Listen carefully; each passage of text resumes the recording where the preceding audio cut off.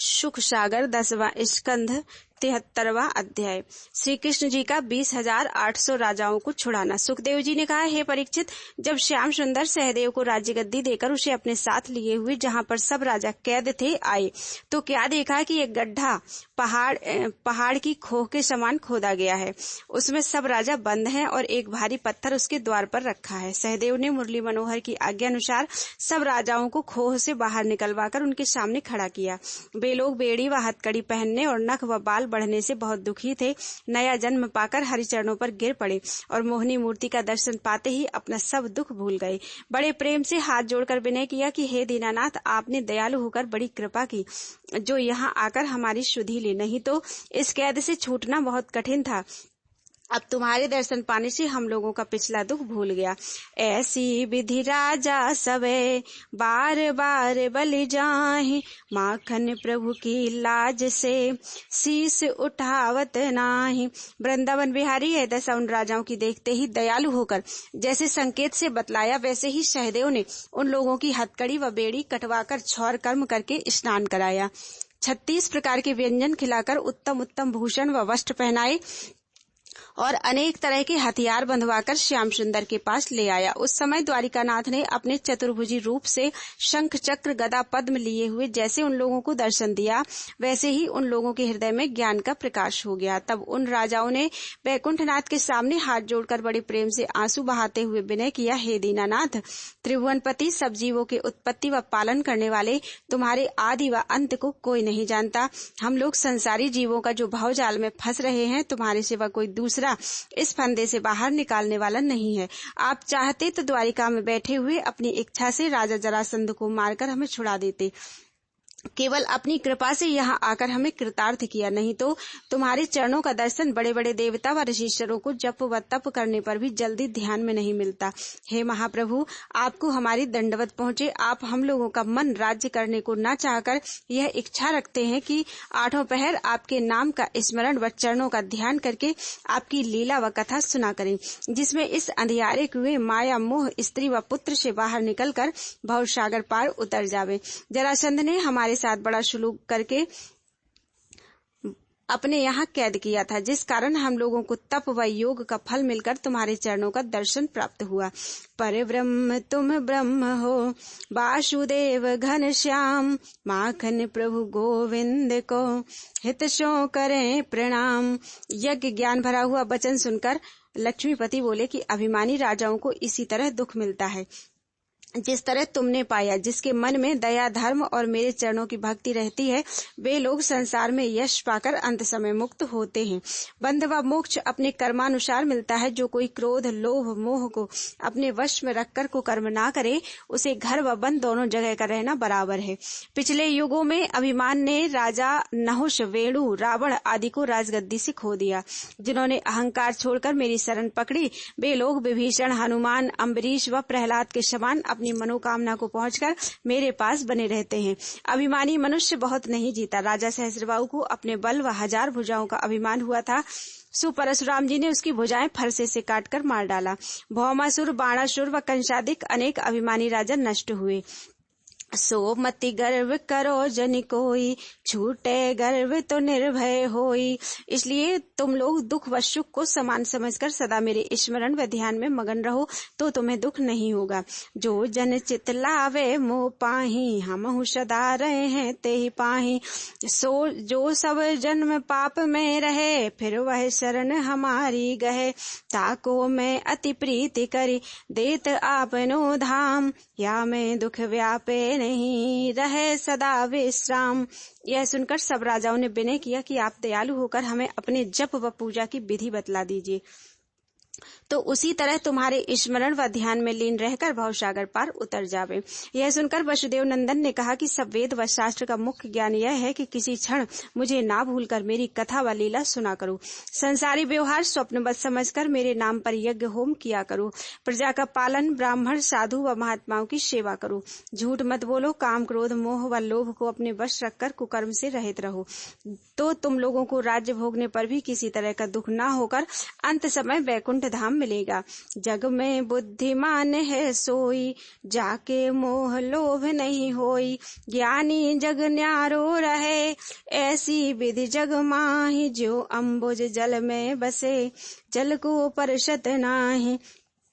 अब तुम लोग अपने अपने घर जाकर बाल बच्चों का सुख देखो। राजा युधिष्ठिर ने राजसूय यज्ञ का आरंभ करके तुम लोगों को न्योता दिया है, सो हमारे पहुंचने से पहले हस्तिनापुर में जाओ। जब उनकी आज्ञा अनुसार सब राजा लोग अपने अपने घर जाने को तैयार हुए, तब सहदेव ने रथ, घोड़े, डेरे व सेवक आदि अपने यहाँ से उनके संग कर दिए। वैकुंठनाथ ने सबके गले में एक एक माला मोतियों की अपने हाथ से पहनाई। जब वे सब राजा बड़े हर्ष से श्याम सुंदर का यश गाते हुए अपने देश को गए और सहदेव ने त्रिभुवनपति भीमसेन व अर्जुन का पूजन विधि पूर्वक किया, तब श्री कृष्ण जी सहदेव को साथ लेकर मगध देश से इंद्रप्रस्थ को चले। जब हस्तिनापुर के निकट पहुंचकर वसुदेव नंदन ने, पांचजन्य, भीमसेन ने पुंडरीक और अर्जुन ने देवदत्त शंख अपना अपना बजाया, तब उस शंख का शब्द सुनते ही राजा युधिष्ठिर बड़े हर्ष से नकुल व सहदेव अपने भाई व सेनापतियों समेत आगे आकर लक्ष्मीपति को सम्मान पूर्वक अपने घर लेवा ले गए। राजा दुर्योधन शंख का शब्द सुनकर बहुत उदास हो गया। जब वसुदेव नंदन, अर्जुन व भीमसेन राजा युधिष्ठिर के चरणों पर गिरे, तब उन्होंने उनको छाती से लगाकर प्रेम के आंसू बहाए और जरासंध के मारे जाने का समाचार सुनकर अति प्रसन्न हुए। बोलो वृंदावन बिहारी लाल की जय। 74वां अध्याय राजा युधिष्ठिर के यज्ञ में सब राजाओं का आना। सुखदेव जी ने कहा, हे परीक्षित, राजा युधिष्ठिर ने ज्ञान की राह श्याम सुंदर के सामने हाथ जोड़कर विनय किया, हे त्रिभुवनपति, आपने ब्रह्मा व महादेव आदि सब देवताओं के मालिक होकर मेरे वास्ते ब्राह्मण रूप धरकर भीख मांगना अंगीकार किया, इसलिए मैं अपने बराबर किसी दूसरे का भाग्य नहीं समझता। जिन चरणों का दर्शन बड़े बड़े योगी व ऋषीश्वर व देवताओं को जप व तप करने से भी जल्दी ध्यान में नहीं मिलता, उन्हीं चरणों से तुमने मुझे अपना भक्त जानकर मेरा घर पवित्र किया। जिनके चरणों का धोवन गंगा जी होकर तीनों लोकों को तारती हैं, वही परब्रह्म परमेश्वर तुम मेरी आज्ञा का पालन करते हो। यह सब तुम्हारी दया भक्त वत्सलता की राह से है, नहीं तो ब्रह्मा व महादेव आदि ऐसी सामर्थ्य नहीं रखते जो तुम्हारे ऊपर आज्ञा करें। संसारी मनुष्य राज्य व धन पाने से किसी को अपने बराबर नहीं समझता। आप त्रिभुवनपति होकर मेरे यहाँ कोई काम छोटा या बड़ा करने में कुछ अभिमान नहीं रखते। तुम्हारे सुमिरन ध्यान में पावन हो, तुम्हारे सुमिरन ध्यान में पावन होते शरीर, याते सुमिरत हो सदा माखन प्रभु बलवीर। कुंती ने जरासंध का मरना सुनकर श्याम सुंदर से विनय किया, हे महाप्रभु, अब तुम्हारी कृपा से राजसूय यज्ञ अच्छी तरह संपूर्ण होगा। यह वचन सुनते ही भीमसेन हंसकर बोले, हे माता, तुम झूठी स्तुति मुरली मनोहर की क्या करती हो? जरासंध को मैंने मारा है। एक ओर बैठे रहे आनंद सो घनश्याम, जरासंध बलवान सो मैं कीन हो संग्राम। यह बात सुनकर केशव मूर्ति बोले, हे माता, भीमसेन सत्य कहते हैं, पर मैंने इनको सैन से बतला दिया था कि जरासंध की दोनों टांगे चीर कर मार डालो। उसी उपाय से वह मारा गया। यह सुनकर युधिष्ठिर आदि सब लोग हंसने लगे। सातों द्वीपों नवोखंडों के चंद्रवंशी व सूर्यवंशी राजा अपनी अपनी स्त्रियों समेत द्रव्य व रत्नादिक भेंट देने के वास्ते साथ लेकर हस्तिनापुर में आए। राजा युधिष्ठिर ने उनकी भेंट लेकर नगर के चारों तरफ उन लोगों को डेरा दिया और यथा योग्य सबका सम्मान किया। उनमें से जो राजा जरासंध की कैद से छूटकर आए थे, वे लोग बड़े हर्ष से यज्ञ का सब काम करने लगे। सब देवधारी राजाओं ने श्याम सुंदर व रुक्मिणी आदि 8 पटरानियों का दर्शन प्रेम से करके लोचनों का फल पाया। नकुल जाकर भीष्म पितामह व दुर्योधन आदि कौरवों को अपने यहाँ लेवा लाया। सुखदेव, वेदव्यास, नारद मुनि, कश्यप, वशिष्ठ, वामदेव, अत्रि, परशुराम, धूम्र, भरद्वाज, च्यवन, कंडो, मैत्रेय आदि बहुत से ऋषीश्वर और ब्रह्मा, महादेव, इंद्र, गंधर्व, किन्नर, यक्ष, लोकपाल आदि सब देवता व महात्मा लोग अपनी अपनी स्त्रियों समेत राजा युधिष्ठिर का न्योता हुआ बैकुंठनाथ के दर्शन करने के लिए उस यज्ञ में आए। उन्होंने त्रिभुवनपति का दर्शन करके अपना अपना जन्म सफल किया। राजा युधिष्ठिर ने देवताओं व ऋषीश्वरों को पूजन विधि पूर्वक करके उन्हें जड़ाऊ सिंहासन पर बिठाया। उनके सिवा और बहुत से अनगिनत चारों वर्ण के लोग जो अनेक देशों से वहां आए थे, उन लोगों का सम्मान यथा योग्य किया। श्याम सुंदर की आज्ञा अनुसार यज्ञ का एक एक काम सब राजाओं को बांट दिया। जब यज्ञ करने का मुहूर्त आया, तब द्वारिकानाथ ने हंसकर राजा युधिष्ठिर से कहा कि अब तुम यज्ञ करने के लिए बैठो, हम व अर्जुन आदि सब लोगों का सम्मान करेंगे। यह सुनते ही राजा युधिष्ठिर ने सब कपड़े उतारकर नई धोती पहन ली और शुभ लग्न में सुवर्ण के हल से अपने हाथ यज्ञ करने के लिए पृथ्वी जोत कर तैयार की। शाकल्य आदि यज्ञ की सब वस्तुएं मंगाकर सुवर्ण के बर्तनों में ऋषिश्वरों के पास रखवा दी। जब ब्राह्मणों व ऋषिश्वरों ने वेदी व अग्निकुंड बनाकर वेद मंत्र पढ़ना आरंभ किया, तब राजा युधिष्ठिर द्रौपदी से गांठ जोड़कर यज्ञशाला में आए और आसन पर बैठकर अग्निकुंड में आहुति देने लगे। उस समय देवताओं ने वैकुंठनाथ की आज्ञा अनुसार प्रत्यक्ष अपना अपना हाथ फैलाकर यज्ञ का भाग लिया।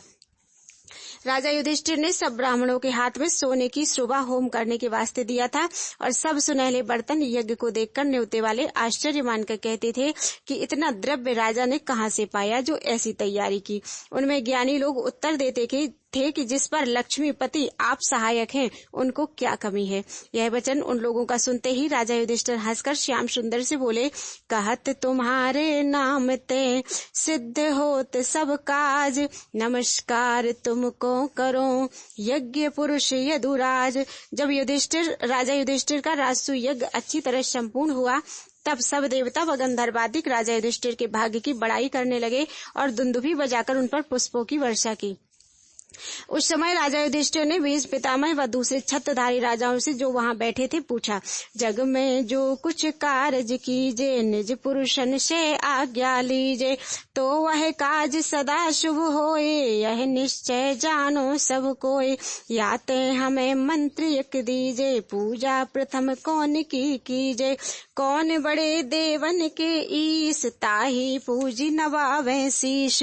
यह सब सुनकर अभी तक किसी ने उत्तर नहीं दिया था कि जरासंध के पुत्र सहदेव ने उठकर राजा युधिष्ठिर से विनय किया, महाराज आप जानबूझकर क्या पूछते हैं? द्वारिकानाथ त्रिभुवनपति के सिवा दूसरा कौन पूजने योग्य है जिसका पूजन करोगे? श्याम सुंदर ने सब जगत की उत्पत्ति व पालन व नाश करने वाले होकर पृथ्वी का भार उतारने व अधर्मियों को मारने के लिए अपनी इच्छा से अवतार लिया है, इसलिए उन्हीं को अग्निरूप व यज्ञ पुरुष जानना चाहिए। जिस तरह वृक्ष की जड़ में पानी देने से सब डाली व पत्तों को जल गुण करता है, उसी तरह कृष्ण चंद्र की पूजा करने से सब देवता तृप्त होंगे। वसुदेव नंदन का भेद कोई नहीं जानता। जिनकी जितनी वस्तुएं संसार में देखते हो सब उन्हीं की उत्पन्न की हुई हैं। गंगा जी इनके चरणों का धोबन होकर तीनों लोकों को तारती हैं। इनका स्मरण व ध्यान करने व कथा सुनने से सब पाप छूटकर मुक्ति मिलती है। जिस जगह आप साक्षात परब्रह्म परमेश्वर विराजते हैं वहां दूसरे की पूजा नहीं हो सकती। यह सब परमेश्वर की माया है जो हम लोग अपने भाई बंधु व यदुवंशी इनको समझते हैं। सब संसार शरीर समाना, प्राण रूप है यह भगवाना, सर्व आत्मा इनको जानो, पूर्ण शांत रूप पहचानो। हरिजू की पूजा करें मन चित दे जो कोय, मानो पूजे देव सब सुफल कामना होए। सहदेव का यह वचन सुनकर श्याम सुंदर उसे शयन से बरसने लगे कि तुम कुछ मत कहो। पर जितने देवता व ऋषीश्वर व ज्ञानी राजा जो उस यज्ञ में बैठे थे यह बात सुनते ही बोल उठे, हे सहदेव तेरी बुद्धि और तेरे माता पिता व गुरु को धन्य है जिन्होंने तुमको ऐसा ज्ञान सिखाया। तुम्हारे पुरुषा इसी तरह के धर्मात्मा व ज्ञानी होते आए हैं।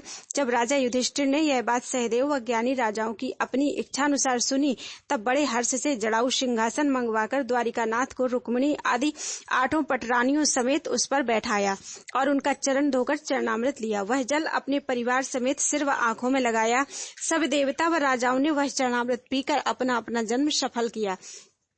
राजा युधिष्ठिर ने वैकुंठनाथ को पीताम्बर पहनाया और केसर व रक्त चंदन का तिलक लगाकर रेशमी उपरना उड़ाया। रत्न जड़ित उत्तम उत्तम भूषण अंग अंग में पहनाकर जड़ाऊ किरीट व मुकुट सिर पर बांधा और रत्न व मूर्तियों का हार सुगंधित पुष्पों की माला गले में पहना दी। विधि पूर्वक पूजा करके बहुत रत्न व द्रव्यादिक उनके आगे भेंट रखकर विनय किया, हे लक्ष्मीपति आप तीनों लोकों व सब वस्तुओं के मालिक हैं, इसलिए मुझे तुमको भेंट देते हुए लज्जा आती है। यह आनंद देखते ही देवताओं ने श्याम सुंदर को दंडवत किया, उन पर फूल बरसाए और वसुदेव नंदन की बड़ाई करने लगे। ऐसी विधि पूजे जभी माखन प्रभु जगदीश, भये लोग आनंद सब राज ही देते आशीष। उस समय द्वारिकानाथ ऐसे सुंदर मालूम देते थे जिनकी उपमा कही नहीं जाती। कोई राजा अच्छी तरह आंख उठाकर इस कारण उनकी ओर देख नहीं सकता था जिसमें उन्हें दृष्टि न लगे। इतनी कथा सुनाकर सुखदेव जी बोले, हे परीक्षित श्याम सुंदर की पूजा करने से जितने छोटे व बड़े वहां पर थे सब प्रसन्न हुए, पर शिशुपाल चंदेली की राजा को यह बात अच्छी मालूम नहीं हुई। वह थोड़ी देर नहीं बोला, फिर कुछ विचार कर अपनी मृत्यु निकट पहुंचने से उठ खड़ा हुआ और क्रोध से सभा में हाथ उठाकर बोला, हे राजा युधिष्ठिर, धृतराष्ट्र, भीष्म पितामह व दुर्योधन आदि, तुम लोग बड़े बड़े ज्ञानी व धर्मात्मा होकर ऐसे मूर्ख हो गए हो कि एक बालक के कहने से श्री कृष्ण जी की पूजा इस तरह की जिस तरह कोई मनुष्य यज्ञ व होम करने की खीर कौवे को खिला दे। तुम लोग नहीं जानते कि वसुदेव नंदन ने बहुत दिन तक वन में गौ चराकर अहीरों के संग रोटी खाई, पर स्त्रियों के साथ रासलीला करके भोग विलास किया। आज तक यह बात अच्छी तरह नहीं मालूम हुई कि ये वसुदेव यादव के बेटे हैं या नंद के, तब इनका कौन वर्ण व किसका बालक कहा जावे। यह बड़ा आश्चर्य है जो तुम लोग ऐसे आदमी को जिसके माता पिता का ठिकाना नहीं लगता अलख अगोचर समझते हो। इन्हीं श्री कृष्ण ने राजा इंद्र की पूजा छुड़ाकर गोवर्धन पहाड़ को पुजवाया था। ये शास्त्र के अनुसार न चलकर जो कुछ इनके मन में आता है सो करते हैं। सिवा दही व दूध के आदि चुराने के व अधर्म करने के कोई शुभ काम इन्होंने नहीं किया। देखो, ये शत्रु के भय से अपनी जन्मभूमि छोड़कर समुद्र के किनारे जा बसे हैं, इसलिए ब्रजवासियों को इनके विरह में अति दुख होता है। तिस पर भी ये कुछ ध्यान नहीं करते। वृंदावन में रहकर इनकी गोपियों का चीर चुराया था और यदुवंशी लोग राजा ययाति के शाप से तिलकधारी राजा ना होकर थोड़े दिनों से बढ़ गए हैं। फिर तुम लोगों ने क्या समझकर इनकी पूजा की? मैं परमेश्वर की सौगंध खाकर कहता हूँ, ये सब बातें कहने से मुझे कुछ अपनी पूजा कराने की इच्छा नहीं है। जो सच था सो कह दिया। जहाँ वेदव्यास, नारद मुनि, पराशर आदि बड़े बड़े ऋषीश्वर और ब्रह्मा, महादेव, इंद्र आदि सब देवता बैठे हैं, वहाँ श्री कृष्ण की पूजा करना इस तरह समझना चाहिए जिस तरह होम की सामग्री कोई कुत्ते को खिला दे। राजा युधिष्ठिर श्याम सुंदर की जो बड़ाई करते हैं तो इसका यह कारण है कि जिस तरह कुंती ने अपने पति को छोड़कर दूसरों के वीर से युधिष्ठिर आदि को उत्पन्न किया, उसी तरह श्री कृष्ण जी के बाप का ठिकाना नहीं लगता। अपने बराबर बालों की सब चाह करते हैं। केशव मूर्ति शिशुपाल की बात का कुछ उत्तर ना देकर एक एक दुर्वचन कहने पर रेखा खींचते जाते थे। मथुरा गया प्रयाग तजी, गयो और ही देश, खारी जल ऊपर बस्यो, किए ठगन को भेष। जब इसी तरह अनेक दुर्वचन शिशुपाल द्वारिकानाथ को कहने लगा, तब ज्ञानी लोग परमेश्वर की निंदा सुनने में अधर्म समझकर वहां से उठ गए। भीमसेन, द्रोणाचार्य व अर्जुन ने क्रोधित होकर शिशुपाल से कहा, हे मूर्ख अभिमानी, तू हमारे सम्मुख त्रिभुवन पति की निंदा करता है, चुप रह, नहीं तो अभी तुझे मार डालते हैं। जब ऐसा कहकर भीमसेन शिशुपाल को मारने दौड़ा, तब शिशुपाल भी उसके सम्मुख जाकर ऐसा ललकारा कि सभा वाले डर गए। उस समय श्याम सुंदर ने सिंहासन से उतरकर भीमसेन आदि को समझाया कि तुम लोग शिशुपाल पर शस्त्र मत चलाओ, दुर्वचन कहने से मत वर्जो, यह जो चाहे सो कहे, देखो क्षण भर में यह आप मारा जाएगा। भीमादिक सब से कहो, क्रोध न कीजे आज, निज भ्राता के यज्ञ में विघ्न करो के ही काज। जब बैकुंठनाथ के बरजने से भीमसेन ने शिशुपाल को नहीं मारा, तब राजा युधिष्ठिर उससे बोले, देखो शिशुपाल, मेरी सभा में बैकुंठनाथ को तू ऐसा दुर्वचन कहता है, पर क्या करूं, त्रिभुवनपति की आज्ञा के बिना कुछ नहीं कह सकता। जब इसी तरह शिशुपाल ने 101 कठोर वचन श्याम सुंदर को कहे और उनके भक्त युधिष्ठिर को भी दुर्वचन सुनाया, तब वसुदेव नंदन ने क्रोधवश होकर पूजा की थाली को अपने मंत्र से सुदर्शन चक्र बनाकर शिशुपाल का सिर काट डाला। उसके धड़ से एक ज्योति निकलकर पहले आकाश में जाकर फिर श्री कृष्ण जी के मुख में समा गई। यह चरित्र देखकर देवताओं ने श्याम सुंदर पर फूल बरसाए और ऋषीश्वर लोग उनकी स्तुति करने लगे। दूसरे राजाओं ने शिशुपाल ऐसे अधर्मी की मुक्ति देखकर बहुत आश्चर्य माना। इतनी कथा सुनकर परीक्षित ने पूछा, हे मुनिनाथ, श्री कृष्ण जी ने शिशुपाल को ऐसे कठोर वचन कहने पर किस तरह मुक्ति दी और 101 रेखा खींचकर उसे मारने का क्या कारण था? सुखदेव जी बोले, हे राजन, यह हाल इस तरह है कि जय विजय ने सनकादिक के शाप देने से 3 बार संसार में जन्म लिया और 3 बार परमेश्वर से शत्रुता करके मुक्ति पाई। जब पहले उन दोनों ने हिरण्याक्ष व हिरण्यकशिपु होकर देवताओं को दुख दिया, तब नारायण जी ने 12 व नरसिंह अवतार लेकर उनका वध किया। दूसरी बार जब वे रावण व कुंभकर्ण का जन्म पाकर गौ ब्राह्मण को दुख देने लगे, तब बैकुंठनाथ ने श्री रामचंद्र जी का अवतार लेकर उनको मार डाला। अब यह तीजे जन्म में भयो एक शिशुपाल, दंत वक्त्र है दूसरो असुरन को भूपाल। हे राजन, शिशुपाल व दंत वक्त्र मुरली मनोहर को अपना शत्रु जानकर दिन रात उनका ध्यान करते थे। इसी वास्ते श्री कृष्ण जी परब्रह्म अवतार ने शाप की अवधि बीतने पर शिशुपाल व दंत वक्त्र का सिर सुदर्शन चक्र से काटकर उनको बैकुंठ में भेज दिया। 100 रेखा खींचने का मतलब ये था कि महादेवी नाम वसुदेव जी की बहन दमघोष राजा चंदेली को ब्याही गई थी। जब उनके पेट से शिशुपाल, जिसके 3 आंखें व 4 भुजाएं थी, उत्पन्न हुआ और राजा ने ज्योतिषियों को बुलाकर उसकी जन्म कुंडली का फल पूछा, तब ब्राह्मणों ने विचार कर कहा, महाराज यह बालक अति बलवान व प्रतापी होकर उस मनुष्य के हाथ से मारा जाएगा जिसके गले मिलने से 1 आंख व 2 भुजा इसकी छुप जाएंगी। संसार में दूसरा कोई इसको मार नहीं सकता। जब ज्योतिषियों का यह वचन महादेवी ने सुना, तब इस बात की परीक्षा लेने के लिए अपने बेटे शिशुपाल को शव की गोद में देकर गले लगाने लगी। एक बार महादेवी शिशुपाल समेत द्वारिका में अपने बाप सूरसेन के यहाँ जाकर थोड़े दिन रही।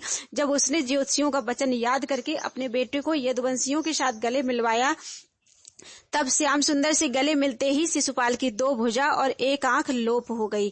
यह दशा देखते ही महादेवी ने विनय पूर्वक कहा, हे द्वारिकानाथ, मैं तुमसे यह भीख मांगती हूँ कि अपने फूफा के बेटे शिशुपाल को भाई समझकर कभी मत मारना। यह वचन सुनकर त्रिभुवनपति बोले, हे फूफा, मैं तेरे बेटे को 100 अपराध क्षमा करूंगा, अधिक अपराध करेगा तो बिना मारे नहीं छोड़ूंगा। इस बात का वचन महादेवी लक्ष्मीपति से लेकर अपने घर चली गई।